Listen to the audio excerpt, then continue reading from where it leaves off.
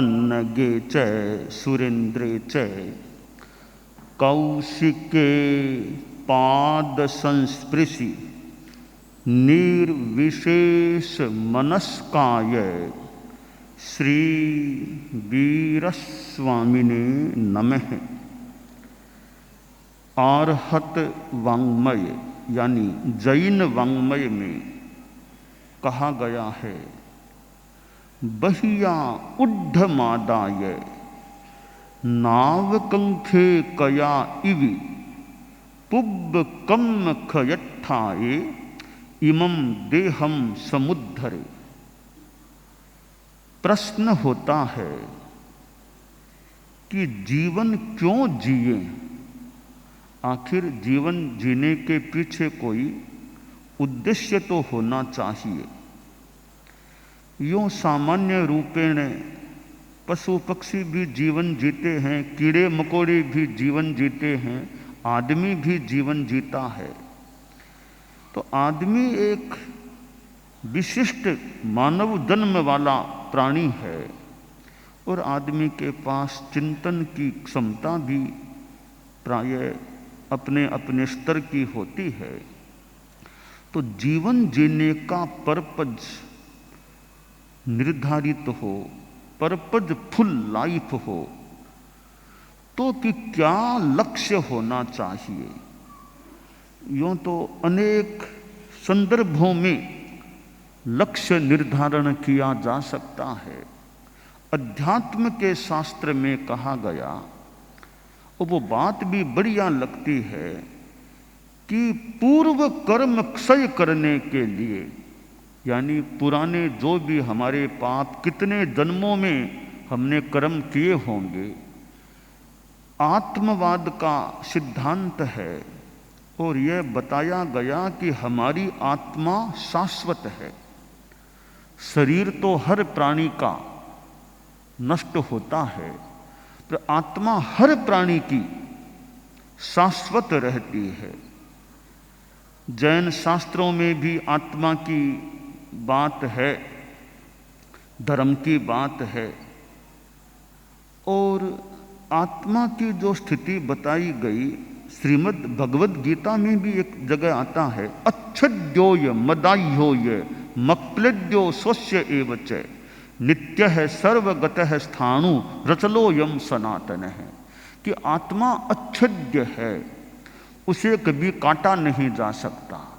अदाह्य है, उसे जलाया नहीं जा सकता, उसे भिगोया नहीं जा सकता, सुखाया नहीं जा सकता।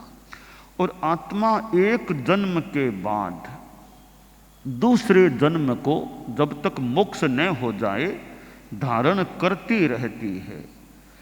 तो वासांसी जीवनानि यथा विहाय नवानि गृह्णाति नरोपराणि तथा शरीराणि विहाय जीवनान्यन्यानि संयाति नवानि देहि। आदमी जैसे पुराने वस्त्रों को छोड़कर नए वस्त्रों को पहन लेता है, इसी प्रकार यह देही प्राणी आत्मा एक शरीर को छोड़कर दूसरे शरीर को धारण कर लेती है। तो आत्मा के जन्मों में जन्मांतरों में कर्मों का बंधन होता है।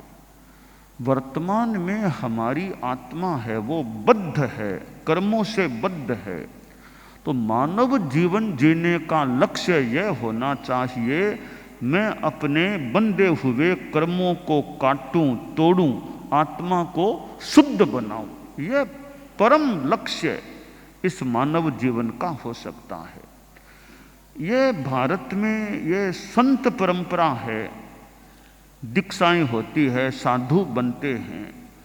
तो साधु बनने की पृष्ठभूमि में मूल में यह बात है कि वो कर्म काटने की मैं गहरी साधना कर सकूं। भारत में तो ये संत परंपरा चलती आ रही है, कितने कितने दीक्षित होते हैं और फिर कई शिक्षित भी अच्छे होते हैं, तो वे जन कल्याण का कार्य भी करने लग जाते हैं। तो मानव जीवन में यह लक्ष्य बने कि मैं पूर्व कर्मों का क्षय करने का प्रयास करूं, मोक्ष की दिशा में आगे बढ़ने का प्रयास करूं। अब यह साधना अनगार और अगार, अनगार धर्म, घर को छोड़ कर के संन्यास या साधुत्व के रूप में साधना करना अनगार धर्म है। अगार धर्म में गृहवासी रहते हुए साधना करना। तो साधना क्या करना? अहिंसा संयमो तवो, अहिंसा की साधना करना, संयम की साधना करना और तपस्या की साधना करना।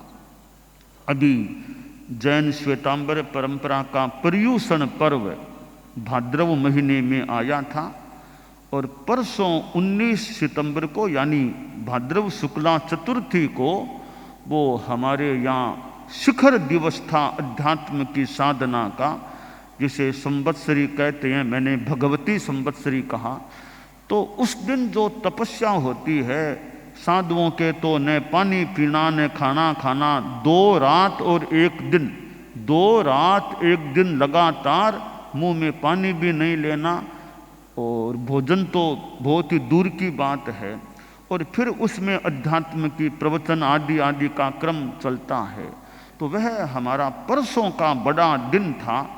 और उसके बाद कल एक प्रैक्टिकल खमत खामना, क्षमा याचना, फॉरगिवनेस, किसी के साथ बरस भर में कोई कटु व्यवहार हो गया हो, सबसे क्षमा याचना, खमत खामना, क्षमा का आदान प्रदान, वो एक दिन था। कल वो प्रोग्राम भी हुआ था। तो यह अहिंसा, संयम और तप, इनकी साधना होती है तो आत्मा विशुद्धि को प्राप्त कर सकती है। संत परंपरा में हमारा जो जैन परंपरा में श्वेतांबर आमनाय है और श्वेतांबरों में हमारा 13 पंथ संप्रदाय है, जिसको शुरू हुए 263 वर्ष हो चुके हैं। 263 वर्ष। पहले गुरु हमारे आचार्य भीखण जी थे, उनके बाद आचार्य परंपरा चली। 8वें गुरु आचार्य श्री कालूराम जी कालूगणी हुए। आज से 87 वर्ष पूर्व, यानी यह जो भाद्रव शुक्ला छठ आज की तिथि है, भाद्रव शुक्ला छठ, तो आज से 87 वर्ष पूर्व आज के दिन उनका महाप्रयाण हुआ था, यानी डेथ हुई थी। तो वे आचार्य तुलसी आचार्य महाप्रज्ञ जी के गुरु थे। और यूं आज के दिन कालूगणी का महाप्रयाण हुआ और अनौपचारिक रूप में आज के दिन तुलसी आचार्य बन गए थे। तो वह एक वार्षिक पुण्यतिथि का दिन है आचार्य श्री कालूगणी का, जिनके 2 सुशिष्य बाद में आचार्य बने, आचार्य तुलसी और आचार्य महाप्रज्ञ जी। कालूगणी जी थे, उन्होंने संस्कृत भाषा का भी विकास किया था, स्वयं ने भी अध्ययन किया, धर्म संघ में भी विकास का क्रम, और भी वे संघ के शास्त्रा थे और साधुओं के और के विकास का कार्य। तो उनकी आज यह वार्षिकी पुण्यतिथि है, 87वीं वार्षिकी पुण्यतिथि। तो एक महान एक संत, धर्म संघ के हमारे सर्वे सर्वा आचार्य अनुशास्ता, उनका महाप्रयाण आज के दिन हुआ था। तो कालूगणी जैसे आचार्य, फिर उनके उत्तराधिकारी आचार्य तुलसी, उनके उत्तराधिकारी आचार्य महाप्रज्ञ जी। तो कालूगणी के समय में यह हमारे यहाँ तो एक बड़ी संस्था है, जैन श्वेतांबर 13पंथी महासभा, जो समाज की संस्था है, उसका जन्म हुआ था और मनसुख जी वर्तमान में अध्यक्ष है उसके। और इधर राष्ट्रीय स्वयंसेवक संघ भी, जब हमारे कालूगणी थे तब राष्ट्रीय स्वयंसेवक संघ भी प्रादुर्भूत हुआ था। तो वर्तमान में ऐसे कालूगणी और यह आचार्य परंपरा, इधर हमारे जैन शासन भगवान महावीर, अब यूँ तो भगवान महावीर को जैन धर्म से हम जुड़ा हुआ मान लें, पर कई इतने वो ऊंचे महापुरुष होते हैं, वो हमारी भाषा में तो जैन धर्म के कह दें भले, वो तो सबके मानव जाति के एक मार्गदर्शक या महापुरुष होते हैं। तो भगवान महावीर जो तीर्थंकर थे जैन धर्म के अनुसार, वो 24वें और इस अवसर्पिणी के अंतिम तीर्थंकर थे। उनका परिनिर्वाण महाप्रयाण जो हुआ उसको करीब 2550 वर्ष जैसी गणना हुई है, जो भी उसके 2550वां वर्ष अब कार्तिक कृष्णा अमावस्या को शुरू होने वाला है। और भगवान महावीर जैसे महापुरुष, अनेक महापुरुष दुनिया में हुए हैं, अपने ढंग से वो साधना करते हैं, एक राह बता देते हैं, कईयों में चाह पैदा हो जाती है, कई लोग उनके उपदेश और मार्गदर्शन से आगे बढ़ने की स्थिति में आ जाते हैं। तो ऐसे महापुरुषों के फिर जो हमें ग्रंथ शास्त्र प्राप्त हैं उनसे भी हमें पथ दर्शन प्राप्त हो सकता है। मनुष्य ठीक है, वो मोक्ष वाली बात तो है ही, अंतिम तो लक्ष्य मोक्ष की साधना है, वो ऊंची साधना सारे न भी कर सकें तो गृहस्थ जीवन में रहने वाले व्यक्ति भी एक अच्छे इंसान के रूप में रहें, सदाचार के रूप में उनका व्यवहार हो। आचार्य श्री तुलसी ने अणुव्रत आंदोलन चलाया था, अणुव्रत आंदोलन को भी शुरू हुए 75वां वर्ष चल रहा है, वो 75वां वर्ष मनाया भी जा रहा है वर्तमान में। तो अणुव्रत यानी मानव छोटे छोटे नियम जीवन में रखे, जैसे मैं नशा नहीं करूँगा, मैं निरपराध की हत्या नहीं करूँगा बड़े प्राणी की, मैं धार्मिक सहिष्णुता रखूँगा, उन सांप्रदायिक उन्माद नहीं फैलाऊँगा, आदि आदि जो नियम हैं, ताकि ऐसे नियमों से आदमी का जीवन अच्छा रह सके। तो मनुष्य जीवन है बड़ा महत्वपूर्ण माना गया है, और ऐसा भी कहा गया 84 लाख जीव योनियों में यह दुर्लभ जन्म है, और वह दुर्लभ जन्म हमें अभी उपलब्ध है। तो इस मानव जीवन का भी अच्छा उपयोग हम करते रहें, और जिनको संन्यास की साधना प्राप्त हो जाए वो तो बहुत ही मानो भाग्यशाली हैं, जिनको साधुत्व की प्राप्ति हो जाती है और एक जीवन भर विशेष संयम तप की साधना आराधना करने वाले जो बन जाते हैं। संन्यास की साधना तो बहुत ऊंची है। हमारे यहाँ 5 महाव्रतों की बात है, जो आप लोग गृहस्थ हैं उनके लिए महाव्रत मान लो शक्य नहीं है, तो अणुव्रत छोटे छोटे नियम, तो उसमें अहिंसा सत्य आदि आदि हैं। तो अहिंसा है तो गृहस्थ जीवन में भी एक सीमा तक अहिंसा, अब कि अनावश्यक हिंसा न हो जाए। जैसे हिंसा के 3 प्रकार हैं, आरंभजा हिंसा, प्रतिरक्षात्मिकी या प्रतिरोधजा हिंसा और संकल्पजा हिंसा। कि आरंभजा जो खेती बाड़ी रसोई पानी में जो जीवन को चलाने के लिए हिंसा होती है, कि वो एक तरह से जरूरी हिंसा है। रसोई पानी खेती में भी छोटे छोटे जीव जंतुओं की हिंसा हो जाती है, हो सकती है, पर वो एक जरूरी टाइप की हिंसा है, तो वो गृहस्थ के लिए कोई खराब बात नहीं होती है। दूसरी है प्रतिरोधजा प्रतिरक्षात्मिकी हिंसा, कि कहीं रक्षा की बात आ जाए। आज दुनिया में इतने राष्ट्र हैं, देश हैं, कहीं कहीं युद्ध की बात भी हो जाती है। बढ़िया बात तो यह है कि युद्ध न हो, एक मैत्री भाव रहे। कोई समस्या हो तो पहला प्रयास तो यही काम्य है, मिल बैठकर बात करके समस्या का समाधान हो जाए, मार्ग प्रशस्त हो जाए। यह युद्ध तो फिर एक अंतिम कोई स्थिति भले हो, हालांकि हम तो नहीं चाहते युद्ध हो, फिर भी कहीं कोई ऐसी स्थिति बन जाए या कोई दूसरे लोग देश पर आक्रमण करना शुरू कर दे, तो फिर देश के नागरिक हैं, सैनिक हैं, भी उनका कर्तव्य है मातृभूमि की रक्षा करना, देश के नागरिकों की रक्षा करना, भूमि की रक्षा करना। तो उसके लिए मजबूरी में हथियार उठाने पड़े, हिंसा का प्रयोग करना पड़े, तो वो प्रतिरक्षात्मिकी हिंसा है। यानी वहाँ लक्ष्य मुख्य मारना नहीं है, वहाँ लक्ष्य रक्षा करना होता है। तो वो हिंसा भी कि गृहस्थ को करनी पड़े, तो हालांकि वैसे तो वो मारने की हिंसा की बात, फिर भी वो एक आवश्यक कोटि की हिंसा है, निंदनीय या एक बुरी जघन्य कहीं वो हिंसा नहीं है। तीसरी हिंसा है संकल्पजा।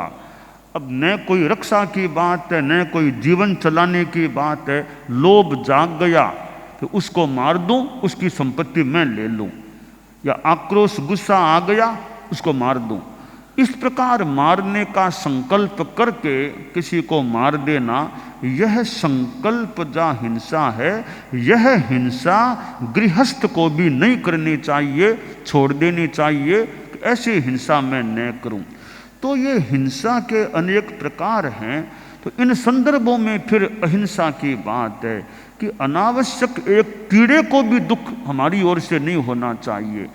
फालतू किसी का दिल दुखाने का प्रयास न हो, कटु जबान बोलने का प्रयास न हो, और जहाँ तक हो सके जबान से झूठी बात भी न कहे आदमी। किसी पर झूठा आरोप लगाना भी पाप है।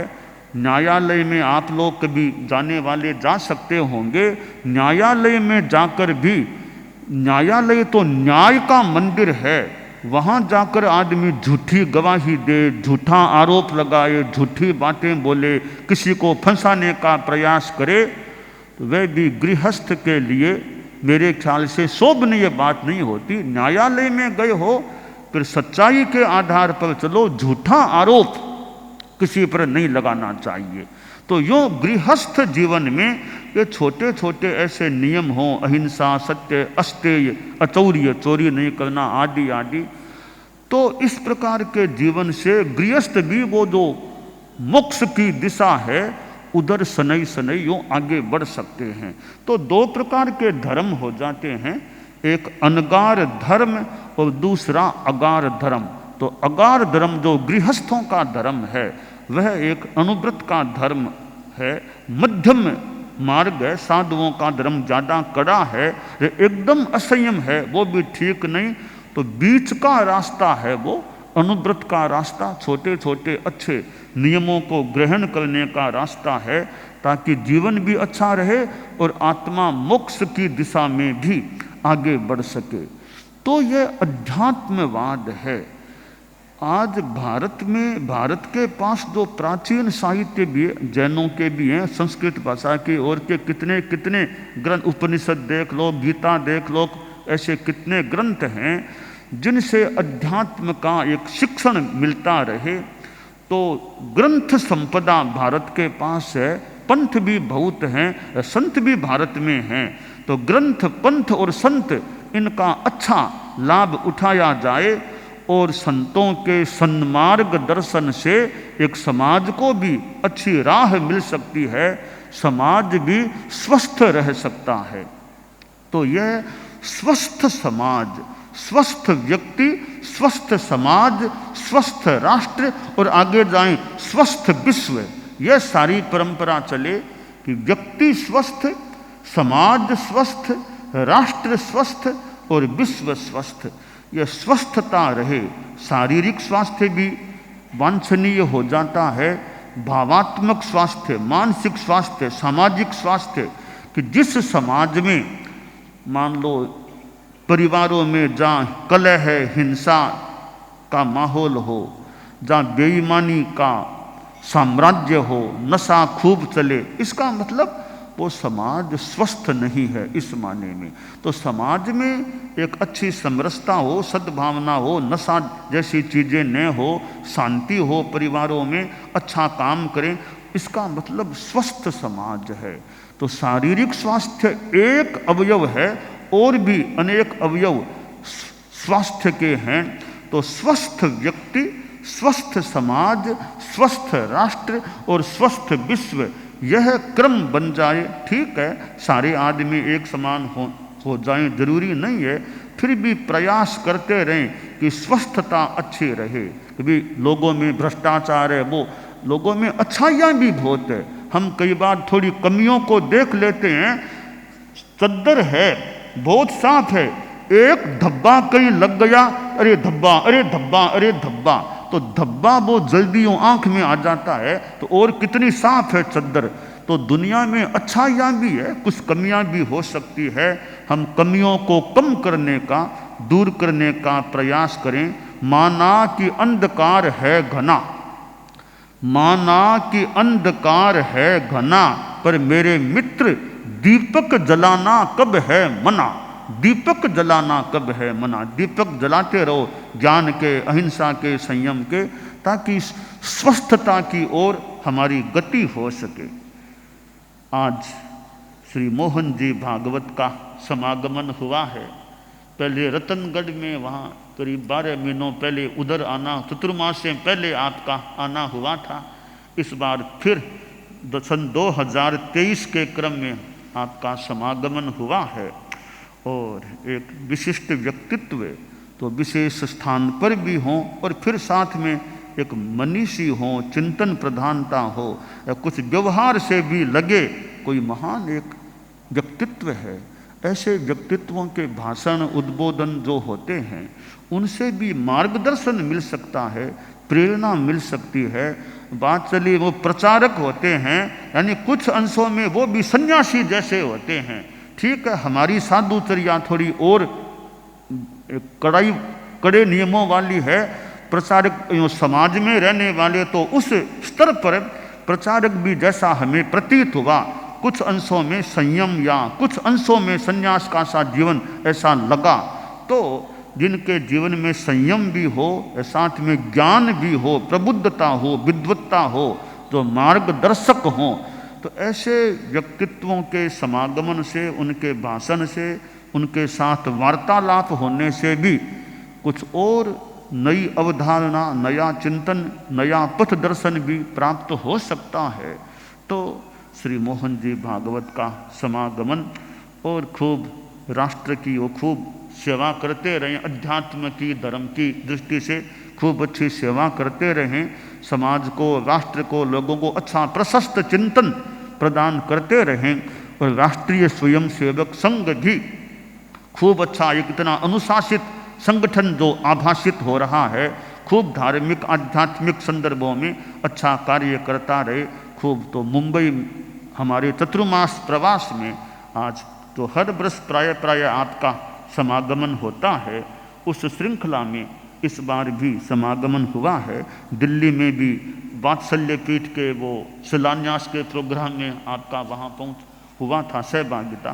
तो एक परम पूज्य आचार्य तुलसी के समय, आचार्य महाप्रज्ञ जी के समय भी जो संपर्क का एक क्रम बना था, वो संपर्क का क्रम आज भी चालू है। और यदा कदा स्वयंसेवक कार्यकर्ता हमारे पास मिलते हैं, आते हैं, एक क्रम जहाँ हम जाते हैं, यदा कदा जुलूस में सामने आ जाते हैं, कभी हमारे स्थान पर आते हैं, कभी कोई मीटिंग कर लेते हैं, तो वो हमारा संपर्क स्वयंसेवक यानी कार्यकर्ताओं से, संघ के कार्यकर्ताओं से होता रहता है यदा कदा।